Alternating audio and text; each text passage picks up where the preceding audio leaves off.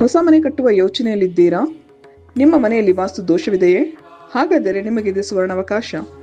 ಕೇವಲ 6 ದಿನಗಳಲ್ಲಿ ಮಾಸ್ಟರ್ಸ್ ವಾಸ್ತುವನ್ನು ಕಲಿಯಿರಿ. ಈ ತರಗತಿಯೊಂದಿಗೆ ಮುದ್ರಿತ ವಾಸ್ತುವಿನ ಪುಸ್ತಕವನ್ನು ಪಡೆಯಿರಿ. ಫೆಬ್ರವರಿ 10ರಂದು ಶುರುವಾಗುವ ಮಾಸ್ಟರ್ಸ್ ವಾಸ್ತು ತರಗತಿಗಳಿಗೆ ಹಿಂದೆ ನೋಂದಾಯಿಸಿ ಹಾಗೂ ವಾಸ್ತುವಿನ ಸರಳ ಪರಿಹಾರಗಳನ್ನು ಮಾಡಿಕೊಳ್ಳಿ. ಹೆಚ್ಚಿನ ಮಾಹಿತಿಗಾಗಿ ನಮ್ಮ ನಕ್ಷತ್ರ ನಾಡಿಯನ್ನು ಸಂಪರ್ಕಿಸಿ. ಧನ್ಯವಾದಗಳು.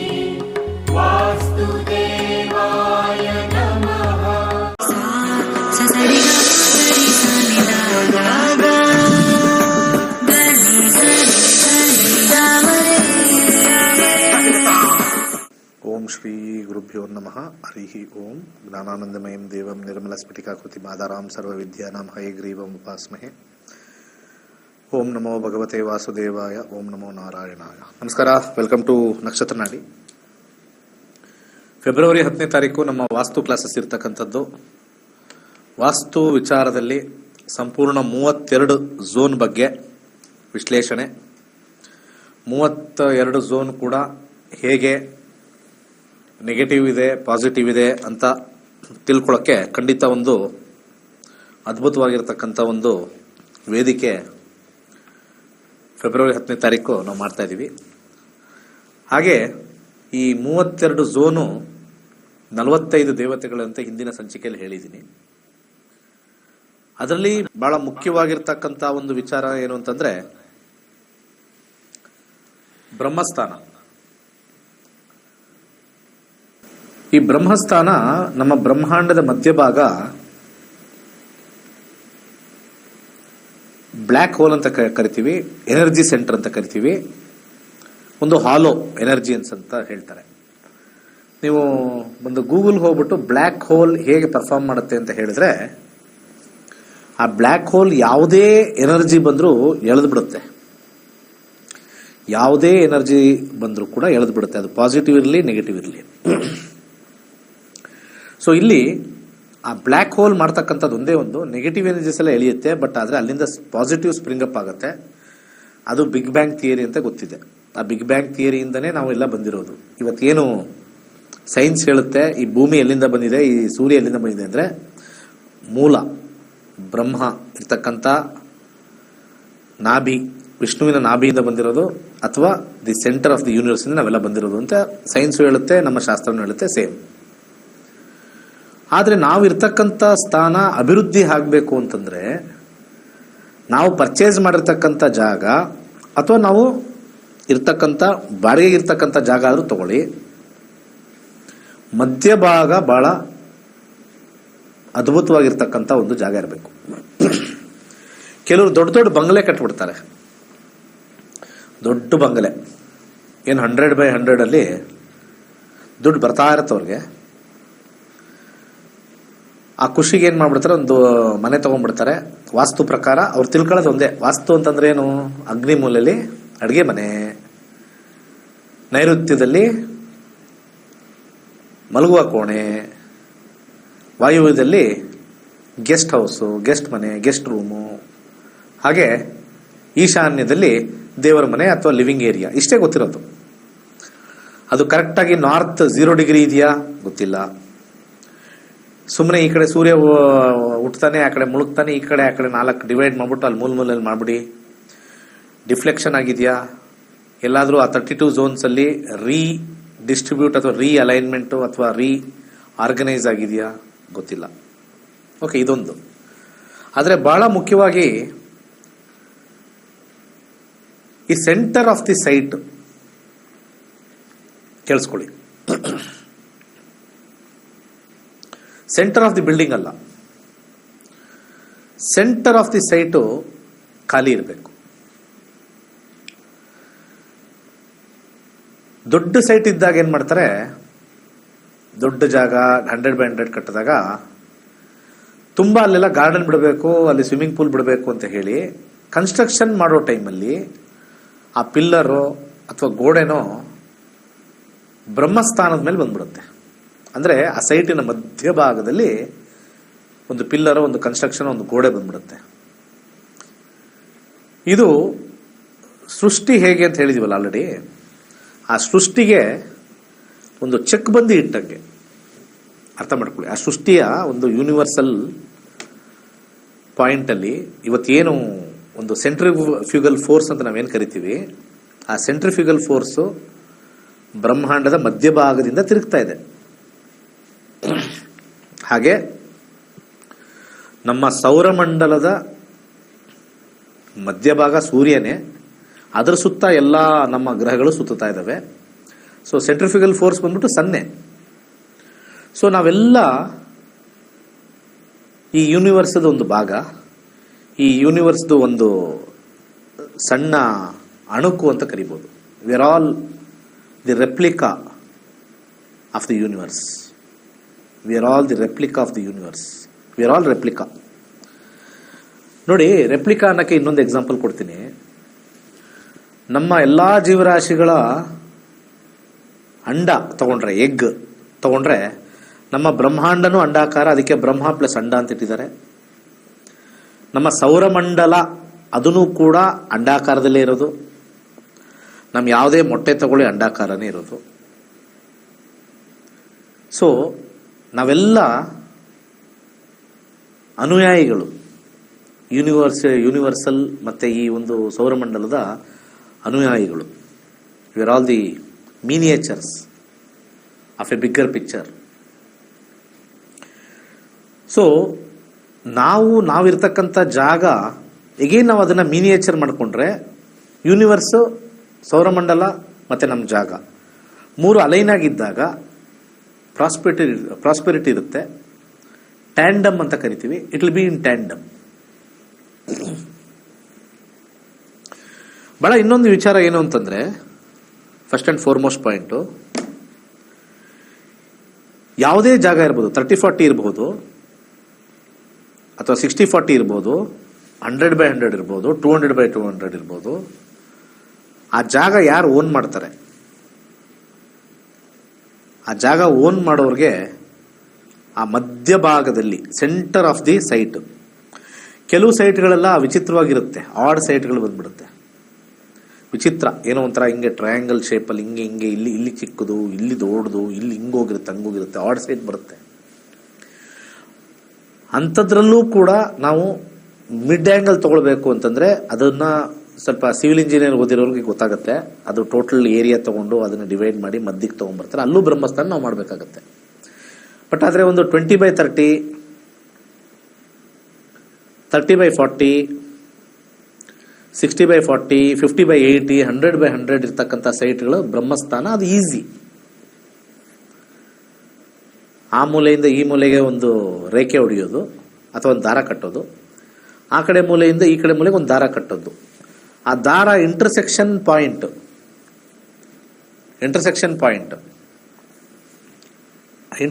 ಪಾಯಿಂಟೇ ಬ್ರಹ್ಮಸ್ಥಾನ. ಸೊ ಈ ಒಂದು ಪಾಯಿಂಟೇ ಬ್ರಹ್ಮಸ್ಥಾನ, ಇಂಟರ್ಸೆಕ್ಷನ್ ಪಾಯಿಂಟ್. ಆ ಬ್ರಹ್ಮಸ್ಥಾನ ಯಾವಾಗಲೂ ಖಾಲಿ ಇರಬೇಕು. ಆ ಬ್ರಹ್ಮಸ್ಥಾನದಲ್ಲಿ ಏನಾದ್ರು ಪಿಲ್ಲರ್ ಬಂದರೆ ಆ ಲೈನ್ ಪೂರ್ತಿ ಬ್ರಹ್ಮಸ್ಥಾನ. ಆ ಲೈನ್ ಪೂರ್ತಿ ನಾನು ಹೇಳ್ತಾ ಇರೋದು ಬರೀ ಒಂದು ಏರಿಯಾ ಅಲ್ಲ, ಆ ಲೈನ್ ಪೂರ್ತಿ ಪಿಲ್ಲರ್ಸ್ ಬರಬಾರ್ದು. ಸೆಂಟರ್ ವರ್ಟಿಕಲ್ ಆಗೂ ಬರಬಾರ್ದು, ಹಾರಿಜೆಂಟಲ್ ಆಗೂ ಬರಬಾರ್ದು. Very very very dangerous. ಆದರೆ ಎಸ್ಪೆಷಲಿ ಮಧ್ಯದಲ್ಲಂತೂ ಬರಲೇಬಾರ್ದು. ಮಧ್ಯದಲ್ಲಿ ಏನಾದ್ರು ಕನ್ಸ್ಟ್ರಕ್ಷನ್ ಬಂತು ಅಂದರೆ ಜಿಯೋಪಥಿಕ್ ಸ್ಟ್ರೆಸ್ ಅಂತ ಕರಿತೀವಿ. ಸರ್ವನಾಶ. ನೀವು ಕೋಟಿಗಟ್ಟಲೆ ತೆಗೆದು ಮನೆ ಕಟ್ಟಿರ್ತೀರ, ನೀವು ದುಡ್ಡು ಮೌಂಟ್ ಆಗ್ತಾನೆ ಇರುತ್ತೆ, ನೀವು ಬದುಕಬಾರ್ದಲ್ಲಿ, ನೀವು ಬದುಕಲೇಬಾರ್ದು. ಯಾಕಂದರೆ ದಿ ಮಿನಿಯೇಚರ್ ಆಫ್ ದಿ ಯೂನಿವರ್ಸ್ನ ನೀವು ಅಲ್ಲಿ ಡಿಸ್ಟರ್ಬ್ ಮಾಡಿದ್ದೀರಾ ಆ ಏರಿಯಾ. ಯಾಕಂದರೆ ಅದು ಸೆಂಟ್ರಿಫ್ಯೂಗಲ್ ಫೋರ್ಸ್ನ ಹಾಕಿ ಜಾಮ್ ಮಾಡಿದ್ದೀರಾ, ವೇರ್ ಫೋರ್ಸ್ ವಿಲ್ ನಾಟ್. ಯಾಕಂದರೆ ಕರ್ಮ ಪ್ರಕಾರ ಒಂದು ಜಾಗ ಸಿಗೋದು. ನಿಮ್ಗೊಂದು ಮನೆ ಕಟ್ಟಬೇಕು ಅಂತಂದರೆ ಯೋಗ, ಏನೋ ಪೂರ್ವಜನ್ಮದ್ದು ಅದೆಲ್ಲ ಬಂದು ನಿಮ್ಮ ದಶಾಭುಕ್ತಿಲಿ ಬರುತ್ತೆ. ನಿಮ್ಮ ಪೂರ್ವ ಜನ್ಮ ಮಾಡಿರ್ತಕ್ಕಂಥದ್ದು ದಶಾಭುಕ್ತಿಲಿ ಬರುತ್ತೆ. ಎಷ್ಟೋ ಕೋಟಿಗಟ್ಟಲೆ ಬರೋರು ಒಂದು ಮನೆ ಕಟ್ಟಕ್ಕಾಗಲ್ಲ. ಸಾವಿರಾರು ಗಟ್ಟಲೆ ಸಂಬಳ ತಗೊಳ್ತಾರೆ, ಲಕ್ಷಾನುಗಟ್ಟಲೆ ಸಂಬಳ ತಗೊಳ್ತಾರೆ, ಬೇರೆ ಬೇರೆ ಕಡೆ ಎಲ್ಲ ಕೆಲಸ ಮಾಡ್ತಾ ಇರ್ತಾರೆ, ಸ್ವಂತ ಮನೆ ಕಟ್ಟಕ್ಕಾಗಲ್ಲ. ಅದೊಂದು ಯೋಗ. ಆದರೆ ಕೆಲವರು ಸ್ವಂತ ಮನೆ ಕಟ್ಟಿರ್ತಾರೆ, ಇರಕ್ಕೆ ಯೋಗ ಇರಲ್ಲ. So everything comes into play. So ಅದನ್ನು ಕೂಡ ಜಾತಕದಲ್ಲಿ 4ನೇ ಮನೆ ಬರುತ್ತೆ. Okay, fine. ಇರ್ತಕ್ಕಂಥ ಮನೇಲಿ ಯಾರ್ದಾರು 4ನೇ ಮನೆ ಬಂತು ಅಂದರೆ ವಿ ಆರ್ ಪುಲ್ಡ್. ತಂದೆಗೆ 4ನೇ ಮನೆ ಸ್ಟ್ರಾಂಗ್ ಆಗಿದೆ ಅಂತಂದರೆ ನಾವು ಅವ್ರ ಮನೇಲಿ ಇರ್ತೀವಿ. ತಾಯಿದು 4ನೇ ಮನೆ ಸ್ಟ್ರಾಂಗ್ ಇದೆ ನಡೀತಾ ಇದೆ ಅಂದರೆ ಅವ್ರ ಮನೇಲಿ ನಾವಿರ್ತೀವಿ. ಸೊ ನಾನು ನನ್ನ ಹೆಂಡತಿ ಜಾತಕದಲ್ಲಿ 4ನೇ ಮನೆ ಸ್ಟ್ರಾಂಗ್ ಆಗಿದೆ, ಸೊ ಅವಳಿಂದ ನಾನಿದ್ದೀವಿ, ನಂದು ಸ್ಟ್ರಾಂಗ್ ಇದೆ ನಂದಿರುತ್ತೆ. ಸೊ ಆ ರೀತಿ ತಾತನ ಸ್ಟ್ರಾಂಗ್ ಇದೆ ಅಲ್ಲಿದ್ದೀವಿ, ತಾತನ ಕಾಲದಿಂದ ಅಲ್ಲಿದ್ದೀವಿ. ತಾತಂದು ಏನೋ ಆ ದಶಾಭುಕ್ತಿ ಸತ್ತಾದ್ಮೇಲೆ ಮುಂದಿನ ದಶಗಳು ನೋಡ್ಕೊಂಡು ಹೋಗ್ಬೋದು, ಆ ಮನೆ ಇರುತ್ತಾ ಅಂತಲೂ ಹೇಳ್ಬೋದು. After death what will be there what will not be there ಅಂತಲೂ ಹೇಳ್ಬೋದು. ದಶಾಭುಕ್ತಿಗಳು ಮುಂದುವರಿಸ್ಕೊಂಡು ಹೋಗಿ the person is not there, his belongings can be understood ಅಂತ ಹೇಳಿ ಬರ್ತಕ್ಕಂಥದ್ದು. ಸೊ ಬ್ರಹ್ಮಸ್ಥಾನನ ಕೆಡಿಸ್ಕೊಂಡ್ಬಿಟ್ರೆ ಅದಕ್ಕೆ ಮದ್ದಿಲ್ಲ, ಇದನ್ನ ಅರ್ಥ ಮಾಡ್ಕೋಬೇಕು. ಅದಕ್ಕೆ ಮದ್ದಿಲ್ಲ. ಸೊ ನಾನು ಯಾವುದೇ ಒಂದು ಪ್ಲಾನಿಂಗ್ ಕೊಡಬೇಕಾದ್ರೆ, ವಾಸ್ತು ಪ್ಲಾನಿಂಗ್ ಕೊಡ್ಬೇಕಾದ್ರೆ ಯಾವಾಗಲೂ ನಾನು ಒಂದೇ ಫಸ್ಟ್ ನೋಡೋದು ಬ್ರಹ್ಮಸ್ಥಾನ ಖಾಲಿ ಬಿಟ್ಟಿದ್ದಾರಾ, ಬ್ರಹ್ಮಸ್ಥಾನ ಎಲ್ಲಿ ಬಂತು ನೋಡಿ, ಸೈಟಿನ ಮಧ್ಯಭಾಗದಲ್ಲಿ ಏನು ಕನ್ಸ್ಟ್ರಕ್ಷನ್ ಬರ್ತಾ ಇಲ್ವಾ, ಪಿಲ್ಲರ್ ಬರ್ತಾ ಇಲ್ವಾ, ಆ ಉದ್ದಕ್ಕೆ ಗೋಡೆ ಬರ್ತಾ ಇಲ್ವಾ, ಅಲ್ಲಿ ಖಾಲಿ ಇದೆಯಾ, ಅಷ್ಟು ಆ ಪಾರ್ಟ್ ಮಾತ್ರ ಒಂದು 3x3 ಅಥವಾ 2x2 ಅಥವಾ 1x1 ಆದ್ರೂ ಖಾಲಿ ಇರಬೇಕು. ಅದ್ರ ಮೇಲೆ ಏನಾದರೂ ಒಂದೇ ಒಂದು ಡಾಟ್ ಕನ್ಸ್ಟ್ರಕ್ಷನ್ ಬಂತು, ಪತನ ಗ್ಯಾರಂಟಿ. ಆ ಮನೆ ನೀವು ಎಲ್ಲಿಂದ ಎಲ್ಲಿ ಬೇಕಾದ್ರೆ ನೋಡಿ, ನಿಮ್ಮ ಸೈಟ್ಗಳು ನೋಡ್ಕೊಳ್ಳಿ. ಸಿಕ್ಕಾಪಟ್ಟೆ ಸಫರ್ ಮಾಡ್ತಾ ಇದೀವಿ, ರಾಜರ ಥರ ಇದ್ದೀವಿ, ಇವಾಗ ಭಿಕ್ಷುಕರಾಗಿದ್ದೀವಿ, ರಾಜರ ಥರ ಇದ್ವಿ, ಇವಾಗ ಅನಾರೋಗ್ಯದಿಂದ ಬಳಲ್ತಾ ಇದ್ವಿ, ಇಷ್ಟು ಸ್ಟ್ರಾಂಗ್ ಇದ್ವಿ, ಮನೇಲಿ ಕಲ್ಲೋಲಾಗಿದೆ ಅಂದರೆ ದಿ ಮೋಸ್ಟ್ ಡೇಂಜರಸ್. ಬೇಕಾದ್ರೆ ಯಾವ್ದು ಬೇಕಾದ್ರೆ ಕರೆಕ್ಷನ್ ಮಾಡ್ಬೋದು, 32 ಝೋನ್ಸ್ನ. ಬ್ರಹ್ಮಸ್ಥಾನ ಕರೆಕ್ಷನ್ ಮಾಡೋಕ್ಕಾಗಲ್ಲ, ಅದು ಸ್ಟಾರ್ಟಿಂಗಲ್ಲಿ ಕರೆಕ್ಷನ್ ಆಗಬೇಕು. ಅದಕ್ಕೆ ಒಂದೇ ಮನೆಯಲ್ಲಿ ವಾಸ್ತು ಪ್ರಕಾರ ಕಟ್ಟಿದಾಗ, 10 ಮನೆ ಒಂದೇ ಥರ ವಾಸ್ತು ಪ್ರಕಾರ ಕಟ್ಟಿದಾಗ, ಆ 10 ಮನೇಲಿ ಯಾವ್ದಾದ್ರು ಒಂದು 4 ಮನೆ ಬ್ರಹ್ಮಸ್ಥಾನನ ಏನೋ ಬೇರೆ ರೀತಿ ಮಾಡಿಬಿಟ್ಟು, ಯಾಕಂದ್ರೆ ಸೈಜ್ಗಳು ಚೇಂಜ್ ಆಗಿ ಅಲ್ಲಿ ಬಿಲ್ಡಿಂಗ್ಗಳಿಗೆ ಬಂದು, ಅಥವಾ ಯಾವುದೋ ಗೋಡೆ ಬಂದು, ಅಲ್ಲಿ ಒಂದು ಪಿಲ್ಲರ್ ಬಂದು, ಅಥವಾ ಅಲ್ಲಿ ಏನಾದ್ರು ಒಂದು ಭಾರ ಹಾಕಿ ಮಾಡಿದ್ರೆ ಗಾನ್ ಕೇಸ್. ನಮ್ಮನೆದು ಇದು ಕಲ್ತಾದ್ಮೇಲೆ ಒಂದು 9 ವರ್ಷದ ಹಿಂದೆ ಇದು ಕಲ್ತಾಗ ಬ್ರಹ್ಮಸ್ಥಾನ ಅಂತ ಹೇಳಿ ನಾನು ಸೈಟ್ ಎಲ್ಲ ಚೆಕ್ ಮಾಡಿದಾಗ,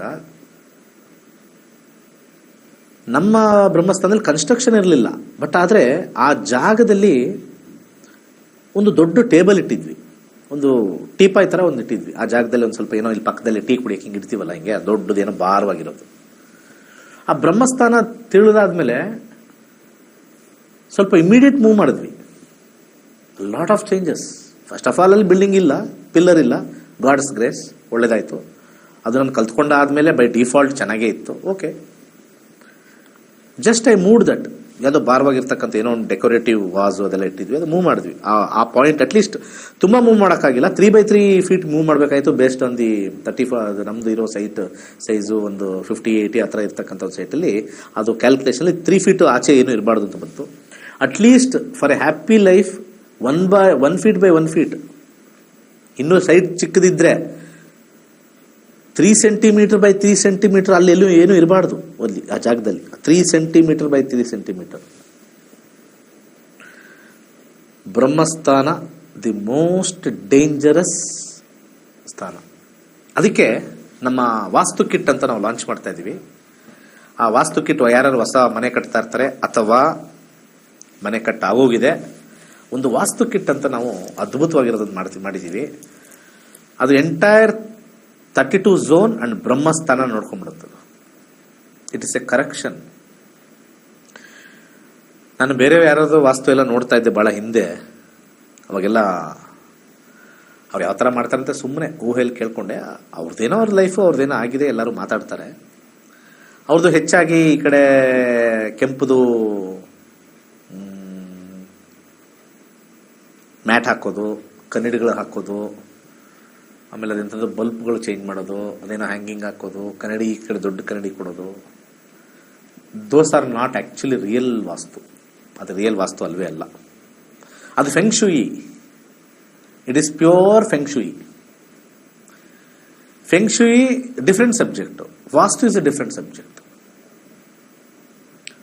ಅರ್ಥ ಮಾಡ್ಕೊಳ್ಳಿ. ತುಂಬ ಜನ ವಾಸ್ತು ಹೆಸರಲ್ಲಿ ಫೆಂಗ್ಶೂಯಿ ಮಾಡ್ತಾ ಇದ್ದಾರೆ. ನಿಮಗೆ ಇಲ್ಲಿ ಕನ್ನಡಿ ಇಡಿ, ಮಿರರ್, ಯಾಕಂದ್ರೆ mirror is A chi energy. ಹಾಗೆ ರೆಡ್ ಕಲರ್ ಇಡಿ, ಅದು ರೆಡ್ ಎನರ್ಜಿ, ಅದು ಕೂಡ ಫಿನಿಕ್ಸ್ ಎನರ್ಜಿ ಅಂತ ಹೇಳ್ತಾರೆ. ಫೆಂಗ್ಶೂಲಿ ಫಿನಿಕ್ಸ್ ಅಂತ ಬರ್ತಕ್ಕಂಥದ್ದು. ನಾನು ನನ್ನ ಯಂತ್ರಮಂತ್ರ ತಂತ್ರದಲ್ಲಿ ಒಂದು ಪುಸ್ತಕ ಬರೆದಿದ್ದೀನಿ. ಯಂತ್ರಮಂತ್ರ ತಂತ್ರದಲ್ಲಿ ಕೊನೆಯಲ್ಲಿ ನಮಗೆ ಫೆಂಗ್ಶೂಯಿದು ಸ್ವಲ್ಪ ಕೊಟ್ಟಿದ್ದೀನಿ. ಫೆಂಗ್ಶೂಯಿಲಿ ಫಾರ್ ಎನರ್ಜಿ ಡ್ರಿವಿಂಗ್ ಚೀಮ್ ಎನರ್ಜೀಸ್ನ ತಗೊಳ್ಬರ್ತಕ್ಕಂಥದ್ದು ಕೊಡ್ತಕ್ಕಂಥದ್ದು. ಅಲ್ಲಿ ಮಿರರ್, ಪಕ್ವಾ ಮಿರರ್ ಅಂತ ಬರುತ್ತೆ, ಕೇಳಿರ್ತಾರೆ ತುಂಬ ಜನ. ಮಿರರ್ ಇಡೋದು, ಕಾನ್ವೆಕ್ಸ್ ಮಿರರ್, ಕಾನ್ಕೇವ್ ಮಿರರ್. ಆ ಕಾನ್ಕೇವ್ ಕೆಲವು ಡಿಫ್ಲೆಕ್ಟ್ ಮಾಡಕ್ಕೆ ಯೂಸ್ ಮಾಡ್ತಾರೆ, ಕಾನ್ವೆಕ್ಸ್ ಇಂಪ್ರೂವ್ ಮಾಡಕ್ಕೆ ಇಟ್ಕೊಳ್ತಾರೆ. ಅದನ್ನ ಪಕ್ವಾ ಮಿರರ್ ಅಂತ ಕರೀತಾರೆ.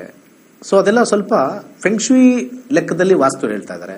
ನನಗೆ ಕನ್ಫ್ಯೂಸ್ ಆಯಿತು, ಇದೇನು ಇದು ವಾಸ್ತು ಅಂತಾರೆ, ರೆಡ್ ಮ್ಯಾಟ್ ಹಾಕು, ಕನ್ನಡಿ ಹಾಕು, ಆಚೆ ಕಡೆ ಇದನ್ನ ಇಟ್ಕೋ, ಆ ಕಡೆ ಈ ಕಡೆ ಮಿರರ್ ಇಡಿಂಗೆ, ಕಾನ್ವೆಕ್ಸ್ ಮಿರರ್ ಇಡು, ಕಾನ್ಕೇವ್ ಮಿರರ್ ಇಡು, ಸಮಥಿಂಗ್ ರಿಲೇಟೆಡ್ ವಿತ್ ಫೆಂಗ್ಶೂಯಿ ಬರ್ತಾ ಇದೆಯಲ್ಲ, ಇಟ್ ಈಸ್ ನಾಟ್ ವಾಸ್ತು ಅಂತ ಅನಿಸ್ತಾ ಇತ್ತು ತುಂಬ ಹಿಂದೆ.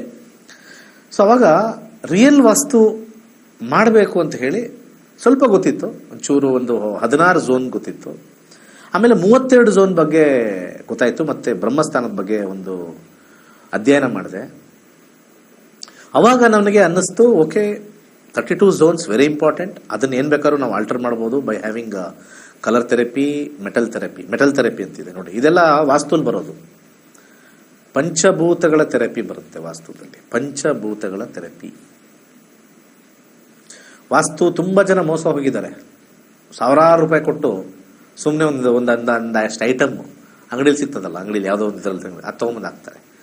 ಹೌದು, ಸೊ ನಾವು ಕೊಡೋ ಕಿಟ್ಟು ಅಂಗಡಿಲೇ ಸಿಗುತ್ತೆ, but it is more of A scientific based, ಆಂಗ್ಯುಲಾರ್ based, degree based, 360 based. ಮತ್ತೆ ಆ ಝೋನ್ ಏನು ಬೇಕು ಅದಿರುತ್ತೆ. ಸೊ ಮೋಸ್ಟ್ಲಿ ಇನ್ನು ಈ ಮಂತ್ 20th ಆದಮೇಲೆ ಆ ಕಿಟ್ ಅಂದರೆ ಏನು, ಯಾವ ಥರ ಸೈಂಟಿಫಿಕ್ ಆಗಿ ವರ್ಕ್ ಆಗುತ್ತೆ, ಹೌ ಇಟ್ ಡಿಫ್ಲೆಕ್ಟ್ಸ್ ನೆಗೆಟಿವಿಟಿ, ಕಟ್ಟೋದಕ್ಕೂ ಅಡ್ವಾನ್ಸಲ್ಲಿ ನಾವು ವಾಸ್ತುನ ಸರಿ ಮಾಡ್ತಕ್ಕಂಥದ್ದು, ಕಟ್ ಆಗೋಗಿದೆ ಅನ್ನೋ ಸರಿ ಮಾಡುವಂಥದ್ದು ಕಿಟ್, ಅದು ಹೆಲ್ಪ್ ಆಗುತ್ತೆ. ಆದರೆ ಬ್ರಹ್ಮಸ್ಥಾನ ಸರಿ ಮಾಡೋಕ್ಕಾಗಲ್ಲ. ದಿ ಮೋಸ್ಟ್ ಟಫೆಸ್ಟ್, ಅದ್ರ ಮೇಲೆ ಏನಾದ್ರು ಪಿಲ್ಲರ್ ಬಂದಿದ್ರೆ, ಗೋಡೆ ಬಂದಿದ್ರೆ ಗಾನ್ ಕೇಸ್. ಬ್ರಹ್ಮಸ್ಥಾನದಲ್ಲಿ ನಾವೇನಾದರೂ ಆ ಜಾಗದಲ್ಲಿ ನಿಮ್ಮ ಸೈಟಿನ ಮಧ್ಯಭಾಗದಲ್ಲಿ ಮಾಡಿದರೆ ನೋ ಕ್ಯೂರೇ ಇಲ್ಲ. ಕ್ಯೂರ್ ಬೇಕು ಅಂತಂದರೆ ಅಲ್ಲಿ ಶಂಕುಸ್ಥಾಪನೆ ಮಾಡಬೇಕು ನಾವು. ಅಲ್ಲಿ ಅದನ್ನೇ ನಾವು ಮನೆ ಕಟ್ಟೋ ಸ್ಟಾರ್ಟಿಂಗಲ್ಲೇ ನಾವು ಶಂಕುಸ್ಥಾಪನೆ ಮಾಡಿಸ್ತೀವಿ. ತುಂಬ ಜನ ಕೇಳಿದ್ದಾರೆ, ಒಂದು ಹೊಸ ಬಿಲ್ಡಿಂಗಲ್ಲಿ ಶಂಕುಸ್ಥಾಪನೆ ಮಾಡಿದ್ರು ಅಂತ. ತುಂಬ ಜನ ತಪ್ಪು ತಿಳ್ಕೊಂಡಿದ್ದಾರೆ. ಶಂಕುಸ್ಥಾಪನೆ ಅಂತಂದರೆ ಹೋಗಿ ಅಲ್ಲಿ ಟೇಪ್ ಕಟ್ ಮಾಡೋದು, ಅದೊಂದು ಕರಿ ಗ್ರಾನೈಟ್ ಮೇಲೆ ಅವ್ರ ಹೆಸರು ಬರೆದಿರ್ತಾರೆ, ಹಿಂಗೆ ಎಳೆಯೋದು ಶಂಕುಸ್ಥಾಪನೆ. ರಾಂಗ್, ದಟ್ ಈಸ್ ನಾಟ್ ಶಂಕುಸ್ಥಾಪನೆ. ಬ್ರಹ್ಮಸ್ಥಾನದಲ್ಲಿ ಒಂದು ವಿಶೇಷವಾಗಿರ್ತಕ್ಕಂಥ ಒಂದು ಪದಾರ್ಥವನ್ನು ಇಡ್ತಕ್ಕಂಥದ್ದನ್ನ ಶಂಕುಸ್ಥಾಪನೆ ಅಂತ ಹೇಳ್ತಾರೆ. ಅದನ್ನ ಶಂಕು ಅಂತಾನೆ ಕರೀತಾರೆ. ಆ ಪದಾರ್ಥವನ್ನ ಶಂಕು ಅಂತಾನೆ ಕರೀತಾರೆ. ನೋಡಿ, ನಮ್ಮವರು ಬಹಳ ಹಿಂದೆ ಒಂದು ಜಾಗನ ಶಂಕುಸ್ಥಾಪನೆ ಅಂತಂದ್ರೆ, ಇವತ್ತು 99.9% ಏನ್ ಮಾಡ್ಬಿಡ್ತಾರೆ, ಈಶಾನ್ಯದಲ್ಲಿ ಅಗದು ಬಿಡೋದು, ಹಾಲು ಹಾಕ್ಬಿಡೋದು, ಬ್ರಹ್ಮಸ್ಥಾನ ಕೆಡಿಸ್ಬಿಡೋದು. ನಿಜವಾದ ವಾಸ್ತು ಈಸ್ ಇನ್ ದಿ ಬ್ರಹ್ಮಸ್ಥಾನ. ಒಂದು ಲ್ಯಾಂಡ್ ಟೆಸ್ಟ್ ಮಾಡಬೇಕಾದ್ರೆ ಬ್ರಹ್ಮಸ್ಥಾನದಲ್ಲಿ ಟೆಸ್ಟ್ ಮಾಡಬೇಕು, ಫಲವತ್ತಾಗಿದೆಯೋ ಇಲ್ವೋ ಅಂತ. ಆ ಲ್ಯಾಂಡ್ ಚೆನ್ನಾಗಿದೆ ಅಂತ ಟೆಸ್ಟ್ ಮಾಡ್ಬೇಕು. ನಾನು ವಾಸ್ತುಲೆಲ್ಲ ಲ್ಯಾಂಡ್ ಟೆಸ್ಟಿಂಗು ಹೇಳ್ಕೊಡ್ತೀನಿ. ಅದ್ರಲ್ಲಿ ಒಂದು ಎಕ್ಸಾಂಪಲ್ ಇವತ್ತು ಹೇಳ್ತೀನಿ. ಲ್ಯಾಂಡ್ ಟೆಸ್ಟಿಂಗ್ ಬಗ್ಗೆ ಅಲ್ವಾ, 2 ಎಕ್ಸಾಂಪಲ್ ಬರುತ್ತೆ, ಇನ್ನೊಂದು ದಿವಸ ಮಾತಾಡ್ತೀನಿ. ಬ್ರಹ್ಮಸ್ಥಾನದ ಬಗ್ಗೆ ಮಾತಾಡ್ತಾ ಇದ್ದೀವಿ. ಸೊ ಯಾವಾಗ ಈ ಬ್ರಹ್ಮಸ್ಥಾನದಲ್ಲಿ ಪ್ರೆಷರ್ ಥ್ರೆಶೋಲ್ಡ್ ಬೀಳುತ್ತೋ, one case out of out, one case. ತುಂಬಾ ಮನೆಗಳು ಕೋಟಿ ಇಟ್ಟಿರಿ, ರೈಡ್ ಆಗ್ಬಿಡುತ್ತೆ, ಕಳ್ಳರು ಬರ್ತಾರೆ, ಅಥವಾ ನಿಮ್ಮ ಮಕ್ಕಳೇ ಹಾಳು ಮಾಡಿಬಿಡ್ತಾರೆ, ಒತ್ತ ಹೊಡಿತಾರೆ. ಚೆಕ್ ಯುವರ್ ಬ್ರಹ್ಮಸ್ಥಾನ, because that is the energy producing centre. ಅದು ಕರೆಕ್ಷನ್ ಇಲ್ಲ, ಬಟ್ ಆದರೆ ನಾವು ಕರೆಕ್ಟಾಗಿ 360 ಡಿಗ್ರಿ ಹಾಕ್ಬಿಟ್ಟು ಸೆಂಟರ್ ನೋಡಬೇಕು. ಯಾಕಂದ್ರೆ ಈಗ ಉದ್ದ ಕೋಣೆ ಇರುತ್ತೆ, ಓಣೆ ಇರುತ್ತೆ, ಅದೆಲ್ಲ ಸ್ವಲ್ಪ ಕಷ್ಟ. ಅದು we have to divide 360 degree. Centre ನೋಡಬೇಕು, ಸೆಂಟರಲ್ಲಿ ಏನು ಬಂದಿಲ್ಲ. ಇವನೇ ಸೋಫಾ, ಒಂದು ಚೇರು ಸ್ವಲ್ಪ ಆದ್ರೂ ಸಮಸ್ಯೆ ಮಾಡುತ್ತೆ ನಮಗೆ. ಚೆಕ್ಔಟ್ ಯುವರ್ ಸೆಂಟರ್, ನಮ್ಮ ದೇಹದ ಸೆಂಟರ್ ನಾಭಿ. ನಾವು ಊಟ ಮಾಡಬೇಕಾದ್ರೆ, ಮಗುವಾಗಿ ಊಟ ಮಾಡಬೇಕಾದ್ರೆ ಆ ನಾಭಿಯಲ್ಲೇ ಎಲ್ಲ ಆಹಾರಗಳು ಹೋಗಿದ್ದು. ಅದು ಆಹಾರ ಹೋಗಿದ್ದಕ್ಕೆ ನಾವು ಇಷ್ಟು ದೊಡ್ಡದಾಗಿ ಬೆಳೆದಿದ್ದು. Umbilical cord. The umbilical cord of a site is the centre of the your plot. ಅಪಾರ್ಟ್ಮೆಂಟ್ಗೂ ಕೂಡ ವರ್ಕ್ ಆಗುತ್ತೆ. ಅದಕ್ಕೆ ಎಲ್ಲ ಅಪಾರ್ಟ್ಮೆಂಟ್ಗಳು ಕೂಡ ಅಭಿವೃದ್ಧಿ ಹೊಂದಲ್ಲ. ಒಂದೇ ಅಪಾರ್ಟ್ಮೆಂಟಲ್ಲಿ 200 ಇರುತ್ತೆ. ಆಲ್ ಅಪಾರ್ಟ್ಮೆಂಟ್ಸ್ ಅಲ್ಲಿ ಕೆಲವರು ಖಾಲಿ ಇರ್ತಾರೆ, ಕೆಲವರು ಅದರಲ್ಲಿ ಏನೇನೋ ಪರ್ಚೇಸ್ ಮಾಡಾಗೆ ಬಿಟ್ಬಿಟ್ಟಿರ್ತಾರೆ, ಸೇಲ್ ಆಗಲ್ಲ, ಯಾರು ಬರಲ್ಲ. ಇವನ್ ದಟ್ ಏರಿಯಾ ಬ್ರಹ್ಮಸ್ಥಾನ ಸ್ವಲ್ಪ ಅಲೈನ್ ಆಗ್ಬಿಟ್ಟಿರುತ್ತೆ. ಆ ಕಡೆ ಈ ಕಡೆ, ಈ ಕಡೆ ಇವ್ರಿಗೆ ಹಿಂಗೋಡೆ ಬಂದಿದ್ರೆ ಅವ್ರಿಗೆ ಹಂಗೋಡೆ ಹೋಗಿರುತ್ತೆ. ಒಬ್ಬರಿಗೆ ಅಭಿವೃದ್ಧಿ, ಒಬ್ಬರಿಗೆ. ಸೊ ಬ್ರಹ್ಮಸ್ಥಾನ is the most important point. ಜಮೀನಲ್ಲೂ ಕೂಡ ಹೇಗೆ ಮಧ್ಯದಲ್ಲಿ ಟೆಸ್ಟ್ ಮಾಡೋದು, ಹೇಗೆ ಫಲವತ್ತಾಗಿದೆ ಲ್ಯಾಂಡು, ಅದೊಂದು ಎಕ್ಸಾಂಪಲ್ ನಾಳೆ ಹೇಳ್ತೀನಿ. ಕ್ಲಾಸಿಗೆ ಬನ್ನಿ, ಪಿನ್ ಟು ಪಿನ್ ಅರ್ಥ ಮಾಡ್ಕೊಳ್ತೀರಾ. 9500 ಚಾರ್ಜ್ ಮಾಡ್ತಾ ಇದ್ದೀನಿ ಅಷ್ಟೇ. ನಿಮ್ಮ ಲೈಫ್ ಬದಲಾಗಬೇಕಾ? ಕಿವಿಲ್ ಕೇಳಿಸ್ಕೊಂಡು ಅಲ್ಲೇ ಬಿಟ್ರೆ ಲೈಫ್ ಹೆಂಗ್ ಬದಲಾಗುತ್ತೆ ಹೇಳಿ? ಆಚೆ ಹಾಕ್ಬಿಡುತ್ತೆ. ಜೀವನದಲ್ಲಿರ್ತಕ್ಕಂಥ ಒಳ್ಳೆ ಸೈನ್ಸ್ನ ನಿಮ್ಮ ಮನೆ ಬಾಗಿಲು ಕೊಡ್ತಾ ಇದ್ದೀನಿ. ಯಾರ್ಯಾರು ವೀಕ್ಷಕರು ಕೇಳ್ತಾ ಇದ್ರೆ ವಾಸ್ತು ಮಾಡಿಲ್ವಾ, ಸಿಂಪಲ್ ಆಗಿ ಹೇಳ್ಕೊಡ್ತೀನಿ. ಅಲ್ಲಿ ಕನ್ನಡಿ, ಇಲ್ಲಿ ಒಂದು ಮ್ಯಾಟು, ಅಲ್ಲೊಂದು ಬಲ್ಪು, ಅದಕ್ಕೊಂದು 30-40 ಸಾವಿರ ಕೊಟ್ಟು ಹಾಳಾಗಿದ್ದೀರಾ. ಒಳ್ಳೆ ಐಡಿಯಾ ಕೊಡ್ತಾ ಇದ್ದೀನಿ. Please join my class. Identify ಏನೇನೆಲ್ಲ ಮಾಡಬಹುದು, maximum of the maximum remedies ಕೊಡ್ತೀನಿ ಫಾರ್ ಎ ಹ್ಯಾಪಿ ಲಿವಿಂಗ್. ಸರ್ವೇ ಜನ ಸುಖಿನೋ ಭವಂತು. ವೈಜ್ಞಾನಿಕವಾಗಿ ಜ್ಯೋತಿಷ್ಯದ ಸತ್ಯವನ್ನು ಸಮಾಜಕ್ಕೆ ಕಲಿಸಿಕೊಡುತ್ತಿರುವಂತಹ ಪಂಡಿತ್ ದಿನೇಶ್ ಗುರುಜಿಯವರ ನಕ್ಷತ್ರ ನಾಡಿ ತರಗತಿಯು ಮಾರ್ಚ್ 15ರಿಂದ ಪ್ರಾರಂಭವಾಗುತ್ತಿದೆ. ಈ ಗೋಲ್ಡ್ ಟ್ರೀ ಆಸ್ಟ್ರೋ ಆಪ್ ಮೂಲಕ ನಿಮ್ಮ ಜಾತಕದಲ್ಲಿ ಶುಭ ಅಶುಭ ಸಮಯಗಳನ್ನು ತಿಳಿದು ಸರಳ ಪರಿಹಾರಗಳನ್ನು ಮಾಡಿಕೊಳ್ಳುವಂತಹ ವಿದ್ಯೆಯನ್ನು ಕಲಿಯಬಹುದಾಗಿದೆ. ನಕ್ಷತ್ರ ನಾಡಿ ತರಗತಿಗೆ ಇಂದೇ ನೋಂದಾಯಿಸಿ ನಿಮ್ಮ ಜೀವನವನ್ನು ತಿಳಿಯಿರಿ. ಹೆಚ್ಚಿನ ಮಾಹಿತಿಗಾಗಿ ನಕ್ಷತ್ರ ನಾಡಿ ಸಂಸ್ಥೆಯನ್ನು ಸಂಪರ್ಕಿಸಿ. ಧನ್ಯವಾದಗಳು. ಹೊಸ ಮನೆ ಕಟ್ಟುವ ಯೋಚನೆಯಲ್ಲಿದ್ದೀರಾ? ನಿಮ್ಮ ಮನೆಯಲ್ಲಿ ವಾಸ್ತು ದೋಷವಿದೆಯೇ? ಹಾಗಾದರೆ ನಿಮಗಿದೆ ಸುವರ್ಣಾವಕಾಶ. ಕೇವಲ 6 ದಿನಗಳಲ್ಲಿ ಮಾಸ್ಟರ್ಸ್ ವಾಸ್ತುವನ್ನು ಕಲಿಯಿರಿ. ಈ ತರಗತಿಯೊಂದಿಗೆ ಮುದ್ರಿತ ವಾಸ್ತುವಿನ ಪುಸ್ತಕವನ್ನು ಪಡೆಯಿರಿ.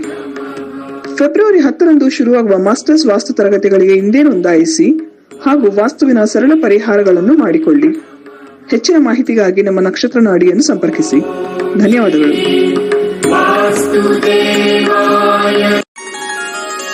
ಕೈಲಾಶ್ ಯಂತ್ರವು ಅತ್ಯಂತ ಪ್ರಾಚೀನವಾದ ಶಕ್ತಿಶಾಲಿಯಾದ ಯಂತ್ರವಾಗಿದೆ.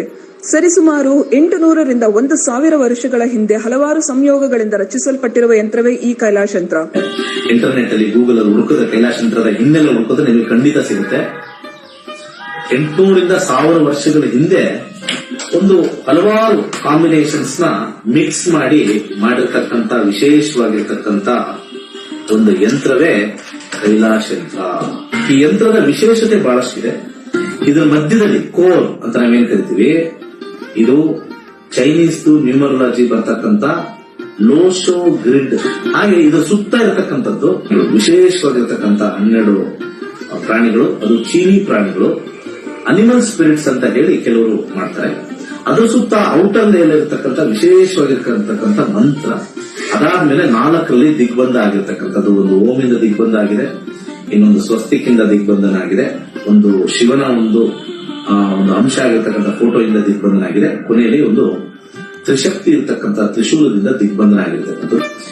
ಈ ಒಂದು ಯಂತ್ರ ನೆಮ್ಮದಿ, ಹಣಕಾಸು ವಿಚಾರ ಮತ್ತೆ ಆರೋಗ್ಯಕ್ಕೆ ಶಕ್ತಿಶಾಲಿಯಾಗಿರ್ತಕ್ಕಂಥ ಒಂದು ಯಂತ್ರ.